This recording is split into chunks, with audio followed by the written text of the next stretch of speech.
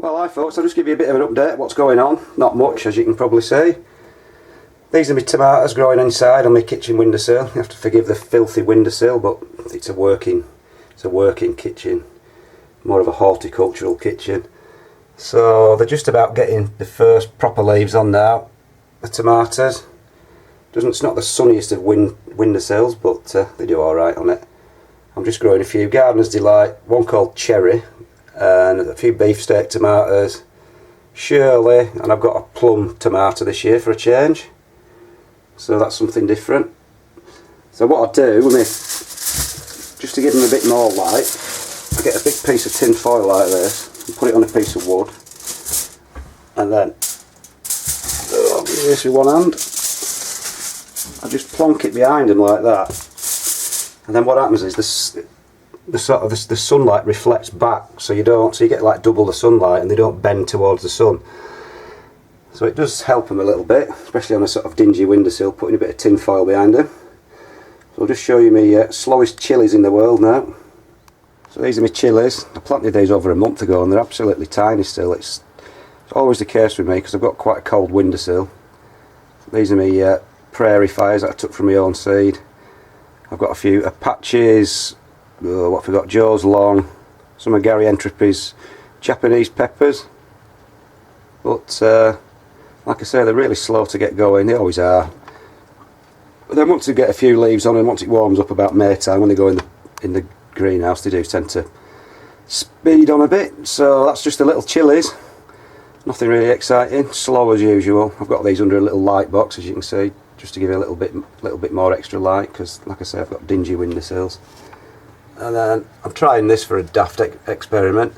I've grown some sweet candle really early in sort of long tubes. I've cut some pop bottles down, and I'm going to try and grow an absolutely huge carrot. I don't care how ugly or forked it is, and I've seen some of the people doing it, like Peter Glazer, and he seems to grow them in long tubes, probably longer than this. So I'm just going to plant a couple in my polytunnel. They won't take any room up, but we'll just see if it can grow a really giant, ugly, hideous carrot, maybe £5 in weight, so I can take it up to Harrogate and have a go in that competition up there. So we'll just nip into the greenhouse now, where I'll just show you my shallots and leeks and bits and pieces. Well, I'll just give you a quick look at my spuds, if you pardon the expression. These have been in my porch for, I don't know, 3 weeks or so now. They're starting to get some nice sprouts on them. Good stumpy dark green sprouts. So they should be great for planting in about 2 weeks, 2 or 3 weeks, because it's still a bit cool up here. I don't plant till at least April, maybe middle of April. So they're doing alright. Give them a bit of a head start. It's not necessary to chip them obviously, but if you get your spuds early, you've got to do something with them. So that's my spuds. We'll just have a nip into the greenhouse now. So this is this big greenhouse I get the use of. It's a massive, well not massive, but it's about 14 foot by 10 foot. It's a cracking thing. I get to use half of it. I've not really got much going in here, but I planted a bit of parsley a week or so ago. That's all come up now. These are my leeks. I'll try and get out to the sun. I grow those in these polystyrene fish boxes. Gives it a bit more extra depth. And I actually planted some spring onions, believe it or not, from seeding modules in clumps of 3, because they just seem to be so slow when I plant them by, in seed directly outside. So what I'm going to do with these, I'm just going to transplant them in clumps of 3 once they're about 4 or 5 inches tall. I've done that before and they come on a lot quicker. And then these are my shallots from seed, which I'm always raving on about. As you can see, they're pretty much all taken, about 90%. There's a few missing, but I planted a few with 3 or 4 seeds in so I can prick them out. So that's 160 of those ready to go in about early May. So that's about it really in here. It's all last year's tomato compost in pots. There's about, 6, 7, about 200 litres. I'm going to use that to top up my potatoes in pots outside this year. Just add a little bit more fertiliser and it's absolutely fine. So that's about it for the greenhouse that I use. We'll go and have a nip up to the plot now. There's not much going on up there either, but I'll give you a quick look. Well, hi folks, just nipped up to the plot after work. I'll just give you a quick look what's going on. All this broccoli that came really early is still coming, still loads of little spears. So it's getting smaller now, but there's still plenty to go at. been a real revelation because we've had such a mild winter. It's just come really quickly, so I've still got plenty of that going on. And these are my overwintering onions. They're the ones I had under protection. They look a bit ropey now, but they'll perk up once it warms up. And these are some I didn't have under protection. They're all just about okay now. I've had a few sort of die over winter, but I've just chucked a few odd garlic bulbs in between. Now these are the only shallots I grow now from sets, from bulbs, and these are my show shallots, these hat-eaved in New York they call them.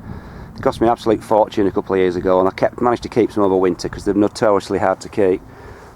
So I thought, I'm not wasting them at that price. I'm going to grow them again. They cost me £2 a bulb, if you can believe that, when I first bought them. So they've been growing since January in the greenhouse in pots, and I've just planted them out now. So you can see they're pretty well advanced. The reason why you do it so early is to get them out early so you can ripen them off for the shows. What else have we got? Getting all the beds nicely knocked up now. This is the marrow bed, and I've got some cloches on the ends, try and warm the soil up a bit before we plant them. They won't be going until May anyway. And I forgot there's one of last year's marrows that's been out all winter and it's mummified. This is about £50 of this, if you listen to it. All the insides just disappeared, and it's just a big shell with all this rotten stinking mush in the middle. So how the hell I'm going to move that, I do not know. Planted a few parsnips in here that I'd already chitted, which means I'd already pre-sprouted the seed because they were for me show ones, and I had some spare, so I bunged them in there, see how they get on. That's last year's kale. It's all finished now. A few leeks, they all went to seed. So that's that's this part of the garden. Needs digging up. Most of it's coming on okay. Rhubarb's finally starting to grow. I'm surprised it's not more advanced, to be honest, because it's been so mild, but it's just starting to burst through now. This is one I planted last year, so it should be better this year because it wasn't very vigorous last year because I only planted it as a small crown. I think this is pink champagne or something. It's supposed to have really nice, sweet, very dark red stems, as you can see. It's pretty red, so that should be a nice sweet one. Planted another one here as well, which is just and so starting to break through, but it's so slow I can't understand it really.